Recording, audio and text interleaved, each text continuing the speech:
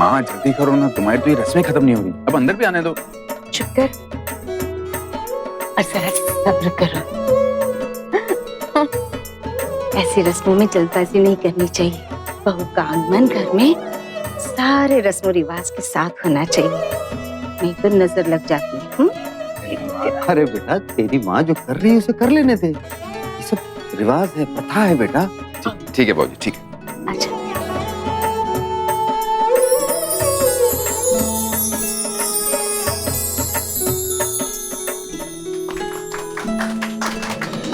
ओम ह्रीं ह्रीं नमः। ओम ह्रीं ह्रीं नमः। ओम ह्रीं ह्रीं नमः।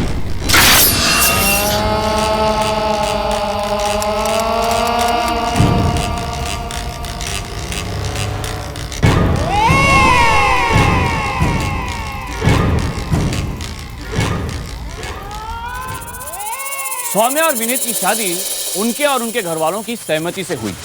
दोनों परिवार इस शादी को लेकर बहुत खुश थे। देखकर ही लगता था कि विनीत का परिवार रस्मों रिवाज को मानने वाला था।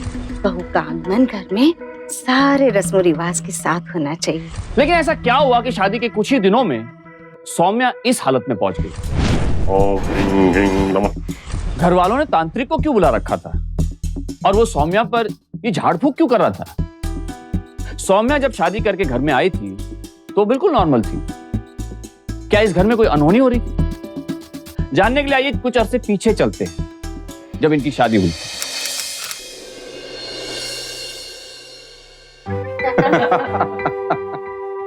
अरे वाह भाई चौहान साहब, ये तो चट मंगनी और पट ब्याह वाली बात हो गई। हाँ हाँ जी बिल्कुल। अब विनीत को सौम्या इतनी पसंद आ गई है तो फिर देर किस बात की। हाँ, कल ही पंडित से मिलके शादी की तारीख निकाल लेते हैं। क्यों बेटे? हाँ अंकल, मैं तो बिल्कुल तैयार हूँ। सौम्या को बुलाते हैं। अरे सुनो, सौम्या को लाना जरा।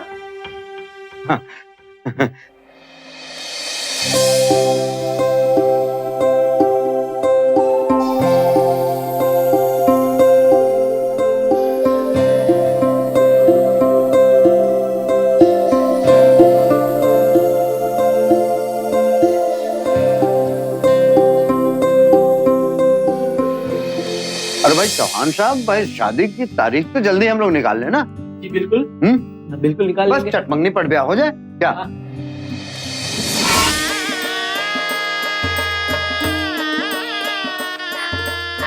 माँ, माँ, माँ, पापा,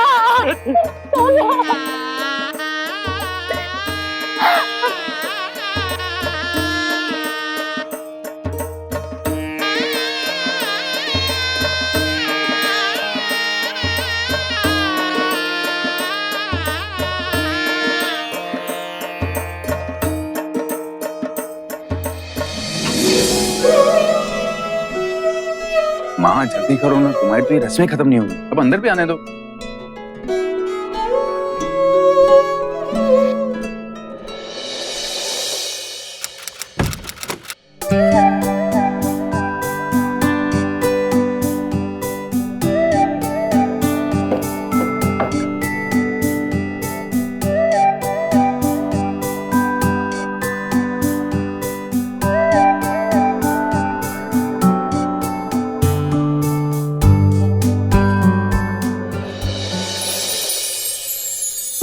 इन सब रस्मों में बड़ा समय लग गया ना। ये माँ भी है ना, बहुत ज्यादा ही कर लेती है। तुम ठीक तो? जी। थोड़ी थकान होगी ना। अच्छा, तुम्हें कुछ भी चाहिए तो मुझे बता देना। जी। तुम्हें पता है, जब मैंने तुम्हें पहली बार देखा था तो मैंने अपने आप से कहा था कि अगर किसी के साथ मैं अपनी पूरी जिंदगी बिता सकता हूं तो वो तुम ही होगी। और आज मैं बहुत खुश हूं तुम अपने सामने बैठा देख के, मेरी पत्नी बन के। मेरा भी एक डर खत्म हो गया। डर? कैसा डर? पता नहीं था कि शादी किससे होगी, जानती होंगी ना समझती होंगी, लेकिन आपको देखने के बाद वो डर खत्म हो गया। लेकिन जानती और समझती हो तो मुझे भी नहीं। उसके लिए तो पूरी जिंदगी पड़ी। बस खुशी इस बात की है कि वो जिंदगी मुझे आपके साथ बितानी है।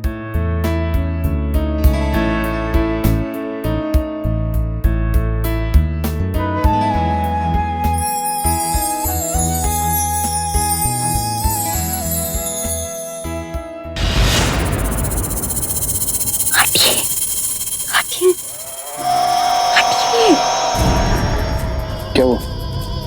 दादाजी, मजाक कर रही हो? वहां तो कोई भी नहीं। उनके सामने उन्हें जाने तो दीजिए। सौम्या कोई नहीं। अरे मेरे दादाजी आपके पीछे ही तो हैं। मुझसे बहुत प्यार करते हैं वो। शादी में नहीं आ पाए ना, इसलिए मुझे आशीर्वाद देने आए हैं। दादाजी, अच्छा हुआ आप यहाँ आ गए, लेकिन आप शादी में क्यों नहीं आए? पता है मैंने आपको कितना इंतजार किया, और आपको पता है मैं अभी भी आपको ही याद कर रही थी और आप आ गए। दादाजी, आप वापस घर आ जाइए ना, मुझे आपकी बहुत याद आती है।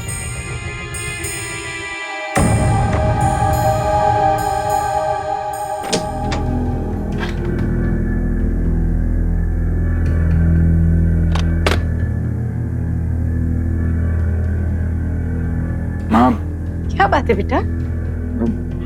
कुछ भी नहीं माँ, पानी लेने आया था बस। अच्छा ठीक है।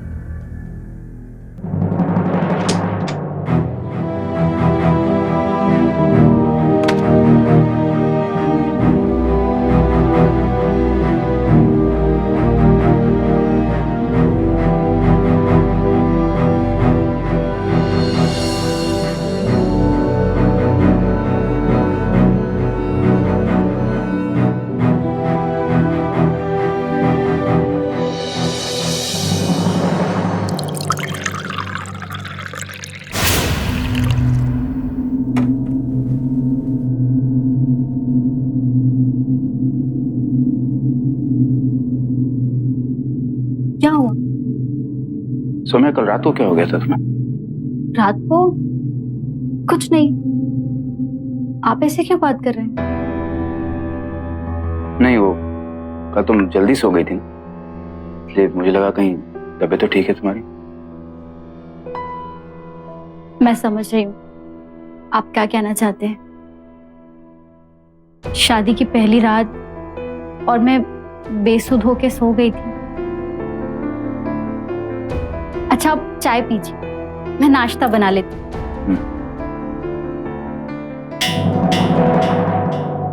बहू, पता है दोनों बाप और बेटे दोनों के लिए ना मुझे अलग अलग नाश्ता बनाना पड़ता है। अब तुम आ गई हो ना, तब मेरी मेहनत कम हो गई। मम्मी जी, आपको पता है मुझे भी ना सुबह सुबह पराठे खाना बहुत पसंद है। अच्छा, सच्ची? क्या करती हो? बहू को इतना सवेरे सवेरे किसी ने बुला लिया? क्या समझाया बहू को? यही कि बहू के आने से अब मेरी मेहनत कम हो गई। ये बात तो ठीक है माँ। बहुत जोरों की भूख लग रही है, कुछ जल्दी से गर्मा गर्म बना के ले आओ। हाँ माँ, हाँ? बहुत भूख लगी। हाँ हाँ, अभी लाते, जाओ जाओ बैठो। चल बेटा, चल चल।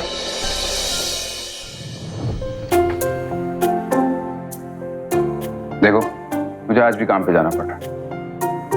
तुम्हें भी लग रहा होगा ना, एक दिन ही हुए शादी को और अभी ऑफिस जा रहा। काम जरूरी है तो जाना तो पड़ेगा। मन नहीं कर रहा, जी कर रहा है पूरे दिन तुम्हारे सामने ऐसे ही बैठा रहूं, बस तुम्हें देखता रहूं पूरे दिन। पर ये काम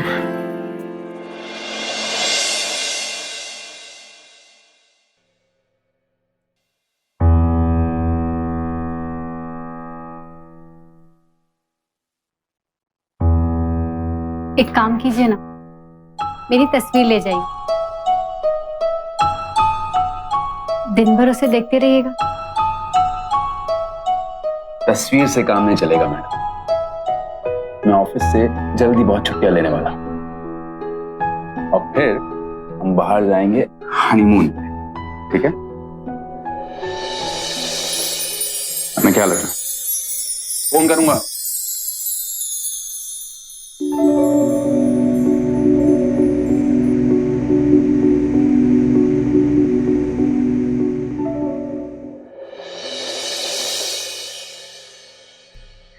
आपको मालूम है ये लोग बहुत अच्छे हैं और विनीत तो मुझसे बहुत प्यार करते हैं और हम लोग हनीमून पर भी जाने वाले हैं। दादाजी आपको याद है हम लोग दिल्ली गए थे?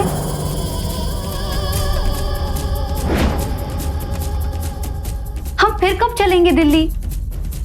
हाँ कब?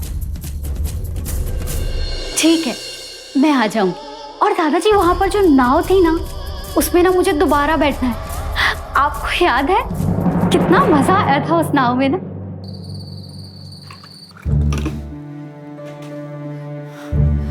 लो बेटा, बेटा मैं तो इतना डर गई थी, मैं तो कुछ बोल ही नहीं पाई। पता नहीं वो क्या क्या बड़बड़ाई जा रही थी अकेले में। हाँ, उसने शादी की रात भी ऐसे ही किया था। वो तो मैंने आप लोगों को बताया नहीं। देखो बेटा चिंता मत करो, देखो अभी नई नई आई है घर में, हो सकता है अपने दादाजी से बहुत प्यार करती हो और कभी कभी ऐसा होता है कि इंसान अपने दिल की बात अक्सर इसी तरह से करता है। विनीत एक काम करो बेटा, बहू को कहीं घुमाने फिराने ले जाओ, हो सकता है इसको मन बहल जाए। आप ठीक कह रहे हैं बाबूजी।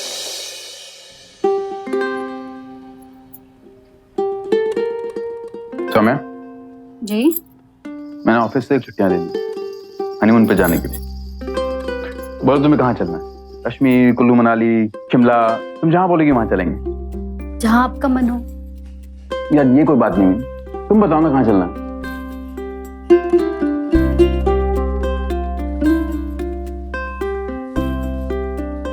ठीक है, अच्छी तरह से सोच के बता देना।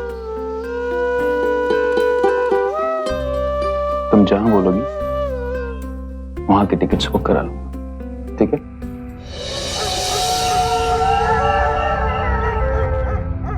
शीना तू हमारे साथ हनीमून पे चलने के लिए मना क्यों कर रही है? तुझे पता है हम लोग कहाँ जा रहे हैं? शिमला।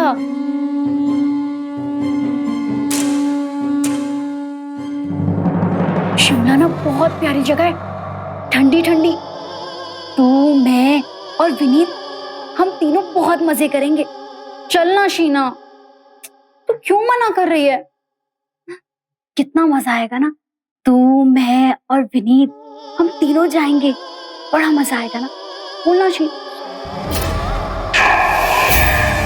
अरे विनीत आप उठ गए? देखिए ना शीना को मैं कब से बोल रही हूँ हमारे साथ चलने को, ये मान ही नहीं रही है। आप समझाइए ना इसे कि हमारे साथ चले। सौम्या यहाँ तो कोई नहीं है, किससे बात कर रही है? आप भी नहीं चाहते ना कि शीना हमारे साथ हनीमून पर चले? मेरी बात कोई नहीं मानता, तो चलना हमारे साथ शीना। मेरे क्या? किससे बात कर रही है? कोई नहीं है यहाँ पे।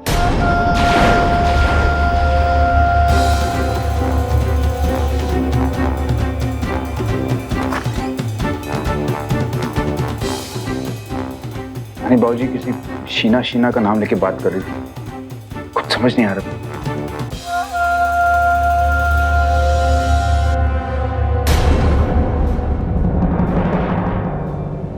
अरे माँ, बाबूजी, आप लोग इस समय?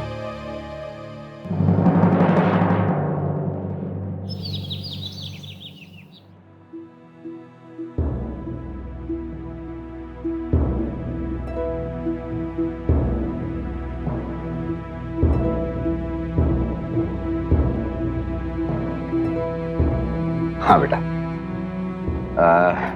बेटा हम लोग तुमसे कुछ पूछना चाहते हैं। कहिए ना बाबूजी, क्या हुआ? बेटा ये रोज तुम किससे बातें करते रहती हो? क्या कोई तुम्हें वाकई दिखता है सामने? क्या मतलब? मैं समझी नहीं। बेटा वो कल रात तुम जोर जोर से चिल्ला करके किसी शीना नाम की लड़की से बातें कर रही थी, फिर दिन में अपने दादाजी से बातें कर रही थी। क्या तुम्हें नींद में बातें करने की आदत है क्या? नहीं, ऐसा कुछ नहीं है। शीना, दादाजी आपको कोई गलतफहमी हुई है। मेरे दादाजी तो मर चुके हैं और मैं उनसे कैसे बात कर सकती हूँ? बेटा हम सब जानते हैं, इसलिए तो मैं हैरान हूं। लेकिन मैंने अपने कानों से सुना है, तुम्हें कोई बीमारी है क्या? बीमारी? नहीं, ऐसा कुछ नहीं है। विनीत देखिए ना, मम्मी पापा ये क्या कह रहे हैं। हो सकता है मैं किसी से फोन पे बात कर रही होंगी। नहीं बेटा, हमें कोई गलत। अरे बाबूजी ऐसी बातें कर रहे हैं आप भी नहीं। अब वो सही कह रही है, वो किसी से अकेले में क्यों बात करेगी? लेकिन माँ, बेटा अब ऐसी बातें यहाँ करने का क्या मतलब? ये सब तुम्हारे सास बहू सीरियल देखने का नतीजा है। तुमने किचन में बड़बड़ाते रहते हो गाने, ये गाना वो गाना। चलो खाओ।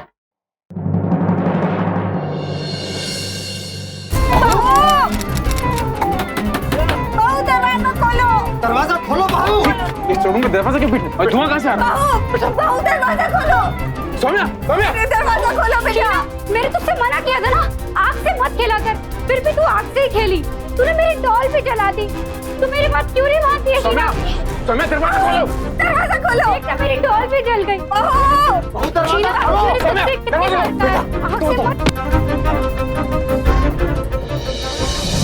सौम्या, ये सब क्या है? ये आग कहाँ से लगी? विनीत, ये सब मैं स्टोर रूम में कैसे आ गई?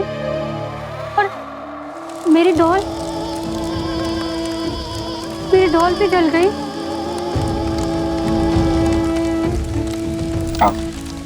नहीं डॉलते। अच्छा ठीक है ना।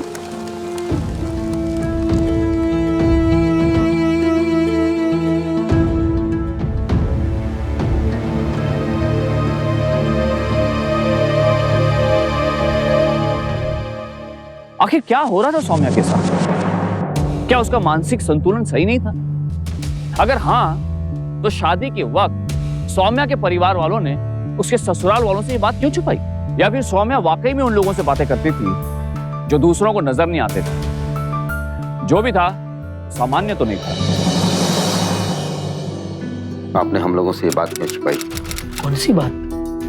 यही कि बहू अकेले में लोगों से बातें करती है। अकेले में बातें करती है? ये आप क्या कह रहे हैं?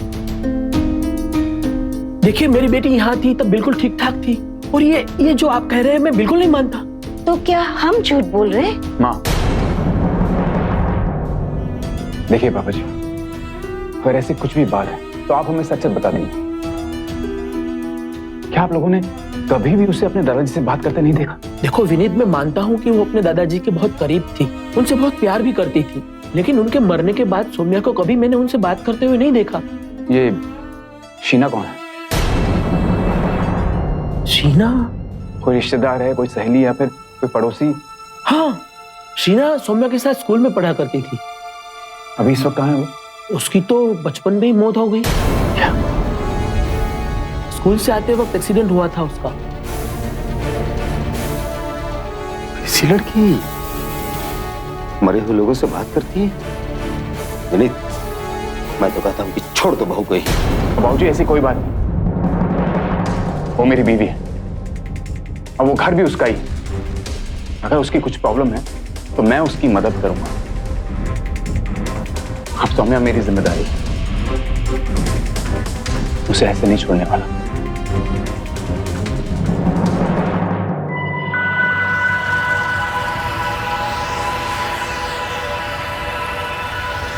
बारात से लौटते वक्त हम लोग कब्रिस्तान के रास्ते से गए थे ना? जरूर कोई भूत प्रेत पड़ गया है इसके पीछे। मैंने कहा था ना तुमसे कि रस्मों में जल्दबाजी कभी नहीं करनी चाहिए। अब देखो क्या हो गया। मुझे तो लगता है हमें है ना इसे किसी तांत्रिक को दिखा देना चाहिए, वही ठीक करेगा। अब माँ, इसमें भूत प्रेत की बात कहाँ से आ गई? विनीत, तुम्हारी बात ठीक कह रही है। नहीं बाबूजी, मैं इस बात की इजाजत नहीं दूंगा। अगर उसको कोई मानसिक बीमारी है तो उसको डॉक्टर की जरूरत है, तांत्रिक की नहीं। लेकिन बेटा माँ,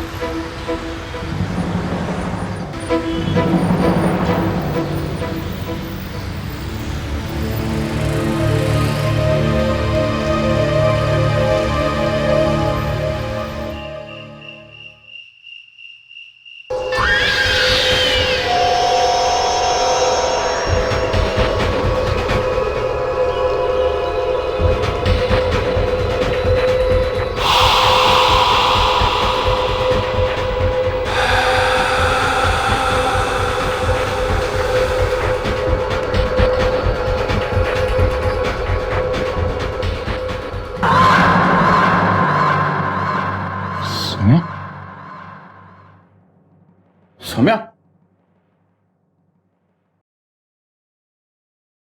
सौम्या, सौम्या,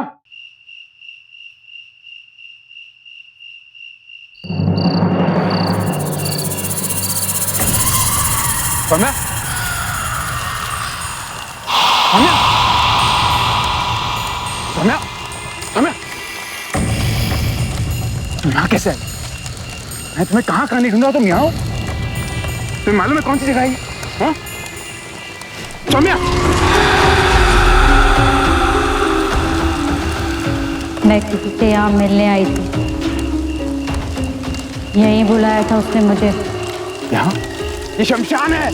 हाँ, यही बुलाया था उसने मुझे। किसने? नाम याद नहीं आ रहा। चलो ठीक है, अभी अभी तक चलो, हम देखते हैं। जिस लड़की की नई नई शादी हुई हो और वो इस तरह का असामान्य बर्ताव करने लगे तो पति और उसके परिवार पर क्या बीतेगी। सबकी खुशियों और उम्मीदों को जैसे किसी की नजर लग गई। परिवार के लोग पढ़े लिखे थे, लेकिन सौम्या का बर्ताव देखकर उन्हें लगा कि शायद उस पर किसी भूत प्रेत का साया है और इसीलिए उन्होंने डॉक्टर के बजाय तांत्रिक को बुलाना सही समझा। बाबा, यहाँ आने के लिए आपका बहुत बहुत शुक्रिया। कल हमारे बहू ने जो कुछ किया उससे हम लोग इतना डर गए कि बाबा, बाबा आप कुछ कीजिए बाबा। आप उसे मेरे सामने लेकर आइए और देखना चाहता हूं कि अगर कोई साया है तो उसके अंदर है या इस घर में। जाइए, लेकर आइए उसे। कौन है ये? मैं तुझसे बात करना चाहता हूं। तेरे दादाजी और तेरी दोस्त शीना ने भेजा है मुझे। बताओ तू किस किस से बात करती है और तुझे कौन कौन दिखाई देता है? बता मुझे, जल्दी बता। ये सब क्या हो रहा है? कौन है ये? विनीत, हाँ सौम्या, बेटा, जी, बेटा, है उसकी। मेरी तरफ देख, देख मेरी तरफ। और बता मुझे कौन दिखाई देता है तुझे, और बता तू किससे बात करती हो, तुझे कौन दिखाई देता है? बोल, जल्दी बोल।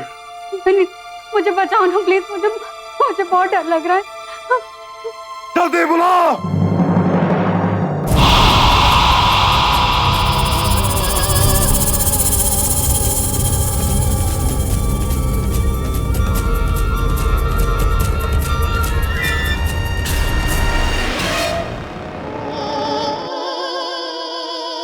विनीत, मुझे बचाओ ना प्लीज।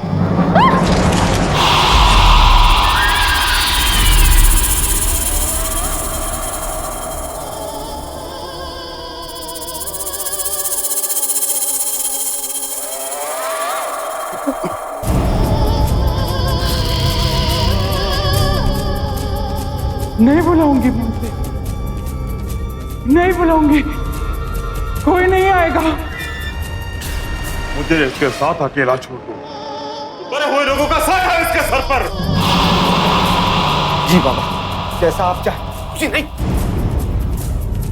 ऐसे कैसे सौम्या को छोड़ दें इस तांत्रिक के पास? कैसी बातों पे विश्वास कर रहे हैं? ये तांत्रिक ठीक करेगा उसको?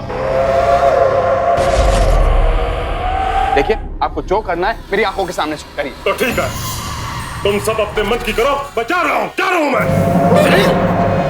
बाबा को उनका काम करने दो। बाबा नहीं, आप जाइए। चल अंदर चलो, जल्दी चलो और बुलाओ उसे। कोई नहीं आएगा, बुलाओ उसे, जल्दी बुलाओ उसे। कोई नहीं आएगा। छोड़ दो मुझे। शीना, दादाजी। ओम ह्रीं ह्रीं नमः, ओम ह्रीं ह्रीं नमः, ओम ह्रीं ह्रीं नमः, ओम ह्रीं ह्रीं नमः। बुलाओ उसे, बुलाओ। छोड़ दो मुझे। भाग जाओ, यहाँ बुरी आत्माएं, भाग जाओ। सिंह साहब, ये क्या चल रहा है आपके घर में?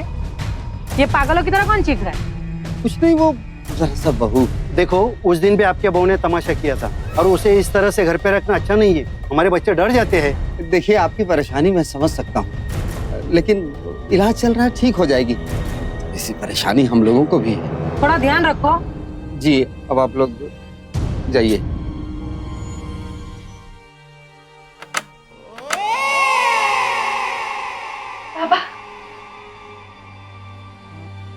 बाबा मेरी बहू ठीक हो जाएगी ना?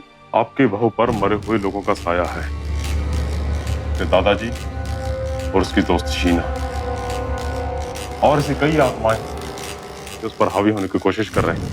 अगर जल्दी ऐसा कुछ नहीं किया तो वो आत्माएं उस पर हावी होती जाएंगी।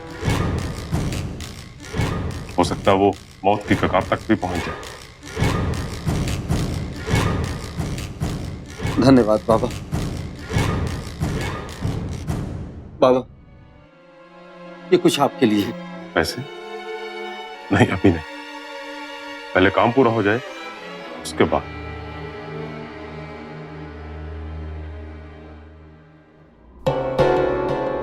ये लीजिए, ये उसके कमरे में रख दीजिए। जय, मैं कल फिर आऊंगा। बेटा, इस बहू के कमरे में रखना।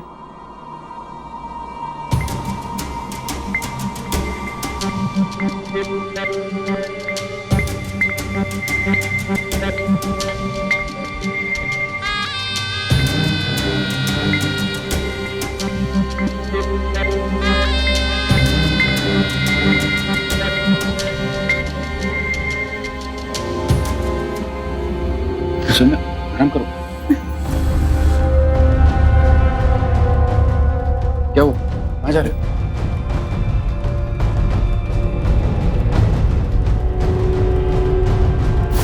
ये सब, ये सिंदूर कैसे लगा? अरे तुम सिंदूर लगाते लगाते तुम्हें चक्कर आ गए, इसलिए तुम बेहोश हो गई। खबर नहीं, कोई बात नहीं, ख्याल रखो। झाड़ फूक का सिलसिला कई दिनों तक चला, लेकिन सौम्या की हालत दिनों दिन और खराब होती जा रही थी। और विनीत के मन में सबसे बड़ा सवाल यह उठ रहा था कि क्या सौम्या की बिगड़ती हालत का कारण उसकी कोई मानसिक बीमारी थी, जिस पर तांत्रिक की क्रियाएं सुलगती आग में हवा का काम कर रही थी। और आखिर में विनीत ने एक कड़ा कदम उठाया जो उसे बहुत पहले उठा लेना चाहिए। ओम ह्रीं ह्रीं नमः, ओम ह्रीं ह्रीं नमः, ओम ह्रीं ह्रीं नमः, ओम ह्रीं ह्रीं नमः, ओम ह्रीं ह्रीं नमः। छोड़ दो मुझे। भाग जाओ, यहाँ बुरी आत्माएं, भाग जाओ।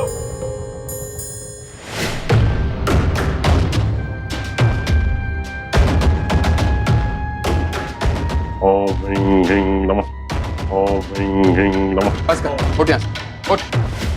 अपनी पोटली उठाओ, निकल यहाँ से। क्या कर रखा तूने इसके साथ? हाँ, तेरे मंत्रों से ज्यादा डॉक्टर की जरूरत है इसको, समझा तू? चल निकल, निकल। कुछ नहीं कर पाएगा डॉक्टर, कुछ नहीं। इस पर जो आत्माएं हावी हैं वो और ताकतवर हो जाएंगी। गलती कर रहा है, बहुत बड़ी गलती कर रहा है तू। जो कर रहा हूँ सही कर रहा हूँ, ये मुझे बहुत पहले कर देना चाहिए था। तुम निकल यहाँ से, चल।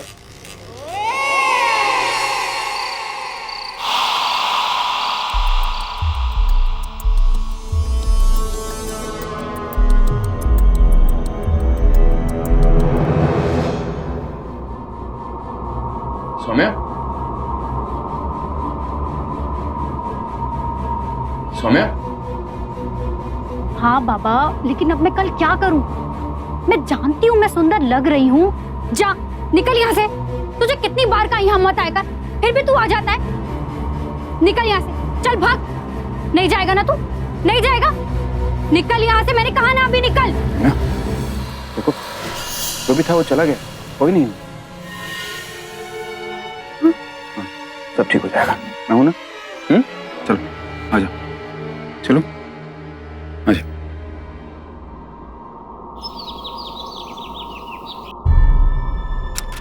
Reports are normal, brain scan normal है, एमआरआई भी। ऐसा कुछ कह नहीं सकते। Let's see, let me do some counselling sessions with her. इससे पेशेंट के दिमागी हालत की जानकारी तब भी मिल पाएगी। लेकिन डॉक्टर, ये ठीक तो हो जाएगी ना? देखिए, एक बार डायग्नोसिस हो जाए, पता चल जाए कि बीमारी क्या है, उसके बाद ही मैं कुछ बता पाऊंगी। ठीक।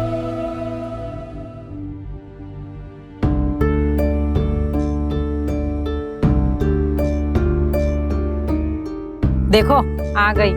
नई नई शादी हुई है और पता नहीं किसका साया लेके आई है घर में। ये यहाँ क्या करे? इसे तो पागल खाने में होना चाहिए था। विनीत, ये सब क्या हो रहा है मेरे साथ? कुछ नहीं होगा, चलो। नहीं बताइए ना, ये सब क्या हो रहा है?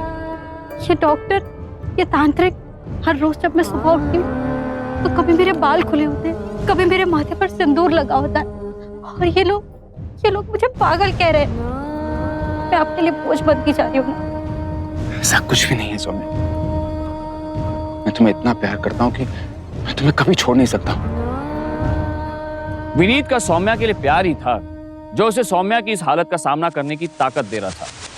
साइकेट्रिस्ट अपना काम कर रही थी। विनीत को उम्मीद थी कि साइकेट्रिक ट्रीटमेंट से ही वो ठीक हो सकेगी। दरअसल हमारे देश में मेडिकल ट्रीटमेंट की इतनी तरक्की होने के बावजूद साइकेट्रिक ट्रीटमेंट को लेकर अभी भी लोगों में जानकारी की काफी कमी है और कई गलतफहमियां भी। लोग अक्सर दिमागी मरीज की खराब हालत के बावजूद साइकेट्रिस्ट या साइकोथेरेपिस्ट की मदद नहीं लेते हैं, और इससे वो खुद तो तकलीफ सहते ही हैं और अक्सर दूसरों की तकलीफों की भी वजह बन जाते हैं। शुक्र है कि विनीत ऐसे लोगों में से नहीं था और हर तरह से अपनी पत्नी की मदद करने की कोशिश कर रहा था। आपकी वाइफ की रिपोर्ट्स बिल्कुल नॉर्मल हैं। हमें सिम्टम्स स्किज़ोफ्रेनिया के लगे जरूर थे, लेकिन रिपोर्ट्स के हिसाब से ऐसा कुछ भी नहीं है। बात शायद कुछ और है। तो फिर डॉक्टर, उसके साथ प्रॉब्लम क्या है? देखिए, अब ये दिमाग के अंदर की चीज है तो पता लगाने में टाइम तो लगेगा। आप उन्हें 2-3 सेशन के लिए और ले आइएगा। फिलहाल उनका ध्यान रखिए।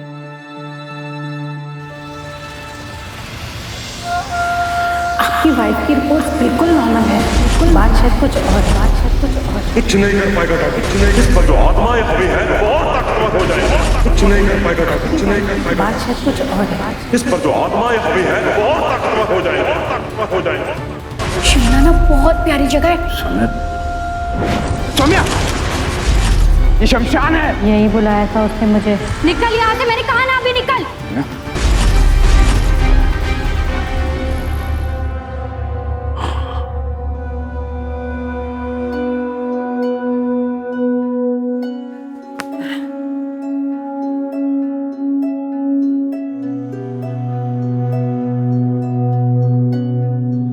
कहीं तांत्रिक की बात सही तो नहीं? नहीं, ऐसा नहीं हो सकता।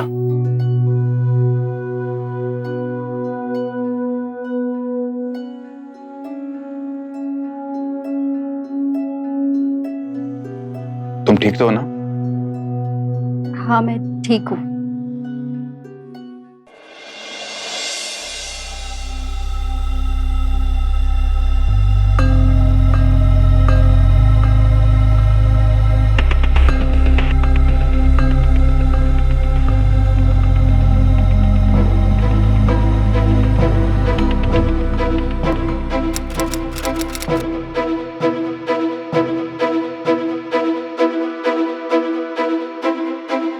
सौम्या,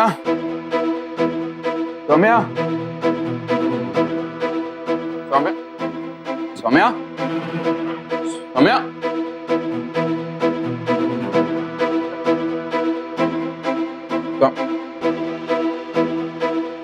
सौम्या। खुशी माँ, आपने सौम्या को देखा? नहीं देखा। क्यों, कमरे में नहीं है? नहीं माँ, नहीं, कमरे में नहीं है। The number you are trying to call is currently switched off.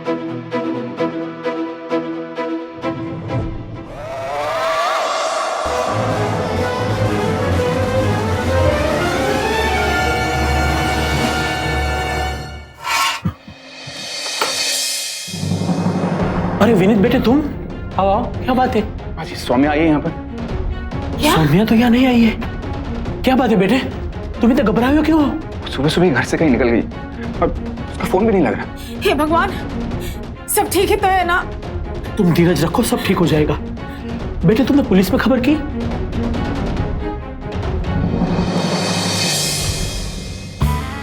आप कह रहे थे आपकी बीवी काफी दिनों से घर पे ही थी, किसी से मिलना जुलना नहीं होता था?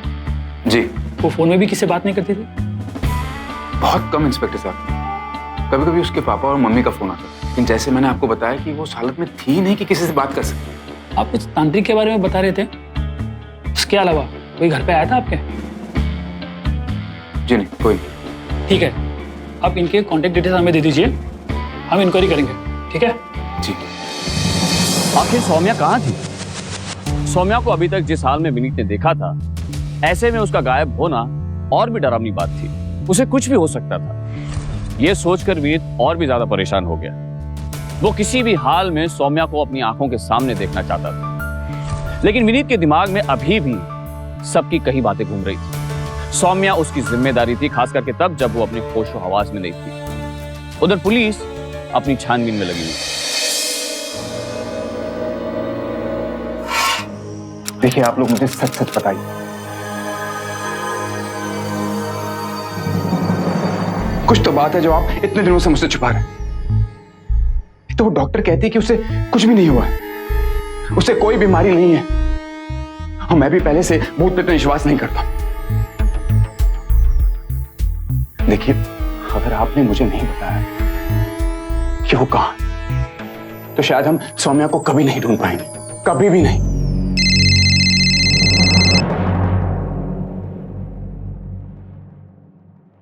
जी इंस्पेक्टर साहब। विनीत जी, आपकी बीवी का पता चल गया। जी।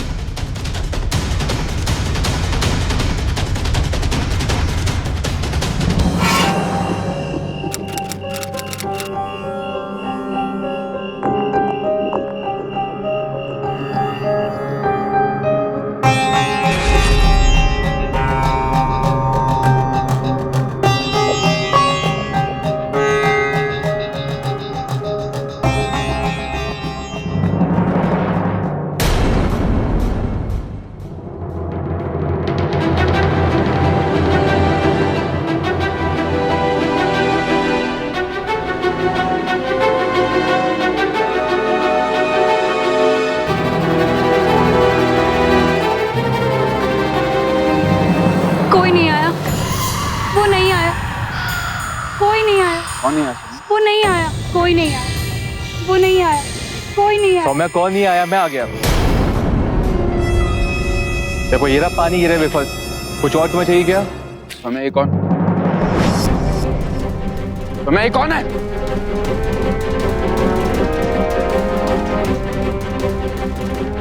इंस्पेक्टर पकड़िए इसको।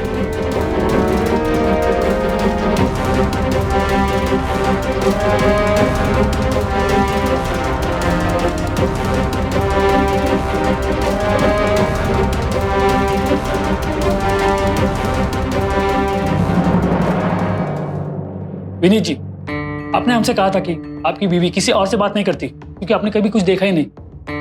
सच सिर्फ इतना ही नहीं है जितना आप जानते हैं। ये देखिए, रात के 3 बजे, 3:30 बजे, 4 बजे लगभग इसी फोन से इस नंबर पे कॉल आया। जब हमने ये नंबर ट्रेस किया, ये नंबर उस लड़के का है। तो सौम्या जी, आप सबको बताएंगे कि आपने ये नाटक क्यों किया और कैसे किया? पापा ये बात जानते थे कि मैं रघुवींद्र से प्यार करती थी,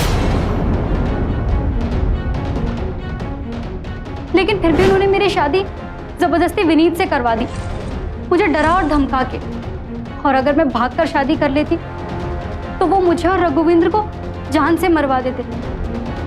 मैंने सोचा था कि कोई ऐसा नाटक करूंगी कि विनीत और उसके घर वाले खुद ब खुद मुझे छोड़ देंगे।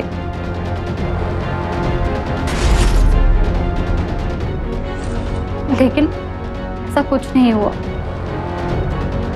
मुझे लगा कि दुनिया के सामने मैं एक पागल लड़की साबित हो जाऊंगी और मेरा और रघुवींद्र का रास्ता साफ हो जाएगा। मैंने पहले दिन से ही विनीत को अपने करीब नहीं आने दिया। हटिए, हटिए। क्या हुआ? दादाजी, जब भी वो मेरे करीब आता, मैंने अपने पागलपन का बहाना बना लिया। और फिर जब उस दिन तांत्रिक घर आया तो मैंने चल, अंदर चलो, जल्दी चलो और बुलाओ उसे।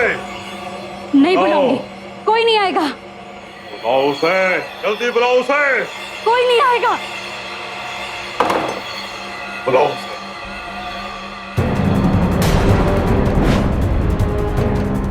ये सब नाटक करना बंद करो।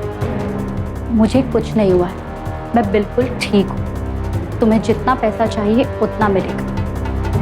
बस इन लोगों के सामने मुझे पागल और लाइलाज साबित कर दूं, चाहे मुझे मारना पड़े, लेकिन मेरी हालत और बिगड़नी चाहिए। समझ रहे हो ना? सब समझ गए।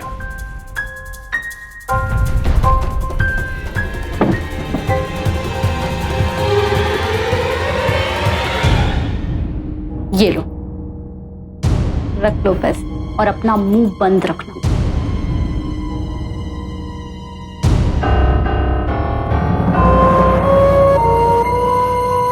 छोड़ दो मुझे, शीना, दादाजी, बुलाओ उसे, जल्दी बुलाओ। छोड़ दो मुझे। मैं रघुवींद्र से हमेशा रात को बातें करती थी और हर रोज सारे दिन की बात उसको बताती थी और उसके बाद सारी कॉल लिस्ट डिलीट कर देती थी ताकि कभी कोई किसी को शक ना हो।